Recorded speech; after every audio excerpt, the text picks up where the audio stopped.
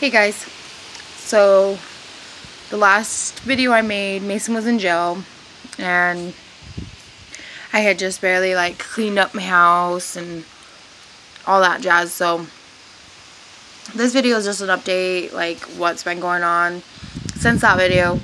Mason got out of jail and well, his probation officer or whatever called me and asked me to come get him. So I went to go get him, and on my way there, I got pulled over and I got a speeding ticket and a no insurance ticket, which now I got to do a book for and pay fines for and everything. But anyways, so all meanwhile, Mason's like trying to hurry home because he had no idea that his probation officer even asked me to go and get him. So he was trying to hurry home and surprise me. So he was in Brigham while I was like sitting in Ogden trying to find him. I sat there for like an hour, like searching the whole block over and over. I forgot my credit card. I was gonna run out of gas. My son needed his diaper changed. I was freaking out about that, so I had to hurry and like figure out how I could get some money without my card or money or anything. So I got some money out of a bank that linked with my bank from here. So anyways, you guys don't need to know all that. That's stupid. But anyways, oh my gosh, I've said that like 5 times already. We've been UAing for DCFS. All the UAs have been clean except for I broke my arm like almost 2 weeks ago. Well, 2 weeks ago yesterday. And so I had a prescription for pain meds for my arm, which I took. I'm done over with it. That's no big deal. That wasn't a big deal at all. I had a prescription, so DCFS, you know, as long as it didn't go past that.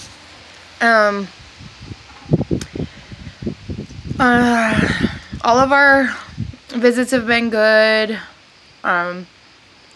Our car broke down, so we're like having to walk and ride rollerblades to the stores and stuff like that. But really, we've had some great support by my aunt. She has given us a ride like every single day. My phone broke. She went and helped me out with getting a new phone. She's helped me out with my kids so many times. I cannot thank her enough.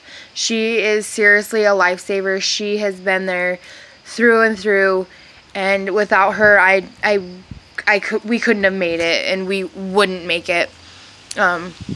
We've had to ride the bus a couple times, but nothing, you know, nothing that, yeah, whatever. But Mason's had a rollerblade to work at like 4 in the morning. And it's like 3 miles almost, so that's kind of been a bummer for him, but he gets a ride tomorrow, and hopefully he can start getting a ride from now on. And then my aunt has been really good at helping pick him up from work and everything, so he has to check in down at another place that's like 30 miles away from here, and he has to do that 3 times a week.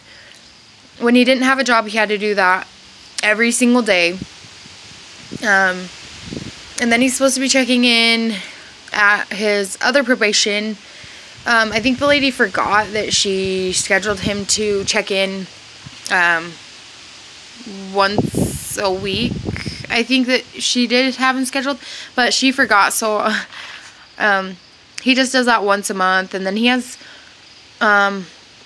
fines, and we have counseling, and our kids are gonna have to get mental health evaluations along with us. We need to get mental health evaluations and everything, but all that will be really good for us because we've all needed mental health evaluations for a really long time.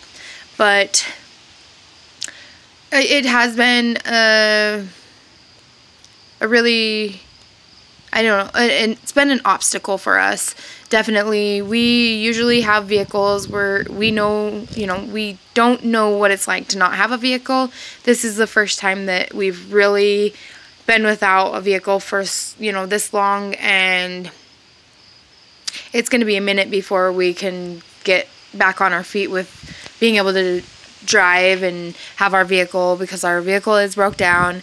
We got our licenses suspended until we can pay to get SR22s and pay the reinstatement fees and all that jazz. So that has been quite, I mean, it's really embarrassing asking people for rides, and it really is a burden for people to give rides. I know that.